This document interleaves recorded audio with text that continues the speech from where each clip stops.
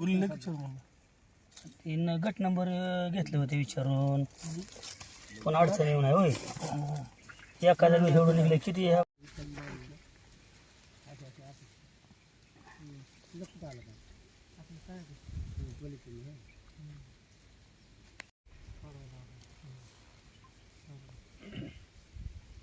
एवढं नुकसान झाल्यावर शेतकऱ्यांनी करायचं काय?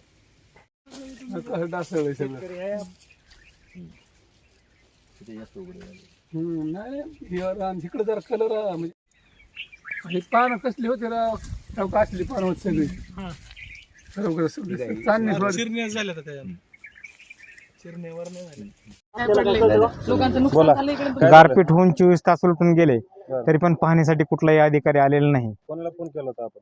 फोन सगळ्यांना फोन करायची काय गरज आहे? महसूल मंडळावर माहिती पडते ना कुठं काय झालंय ते. फोन करायची काय आवश्यकता नाही ना. अधिकारी काय म्हणले? अधिकारी येतोय म्हणते. कोणते अधिकारी? कृषी अधिकारी काय नाव त्यांचं? जाधव कृषी सहाय्यक आहेत ते. त्यांना फोन केला येतो म्हणले. किती नुकसान झालं आपलं? नुकसान न सांगणे इतकं नुकसान आहे की टक्केवारीत न सांगणे इतकं नुकसान आहे. मॅडमने सांगितलं होतं फोटो काढून ठेवा म्हणून. शासन मदत करेल असं वाटतंय का?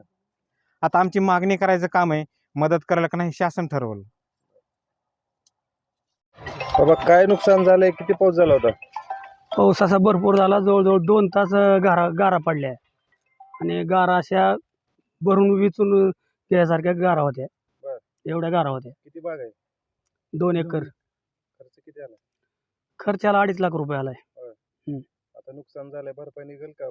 शासन भरपाई देईल काय? आता शासन किती भरपाई देते काय त्याच्यावर अवलंबून आहे. किती दिलं तरी काय खर्चाची पूर्तता होते काय? काय मागणी आहे शासनाकडे? शासन काय एकरला 10 लाख रुपये द्यावे ते. बोला, किती बाग होते आणि किती नुकसान झालेलं? माझे 2.5 एकर बाग आहे.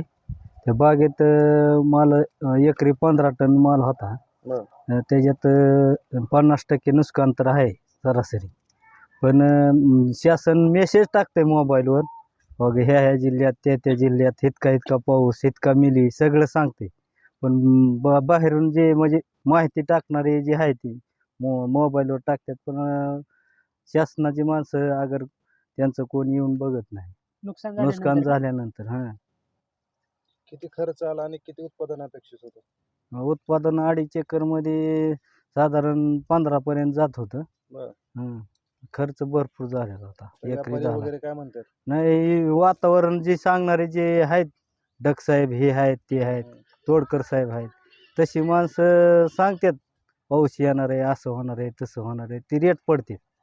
15 दिवस आधी सांगायच्या ऐवजी ज्या दिवशी पाऊस पडायचा आहे त्या आदल्या दिवशी जरी सांगितलं तरी बरं होईल.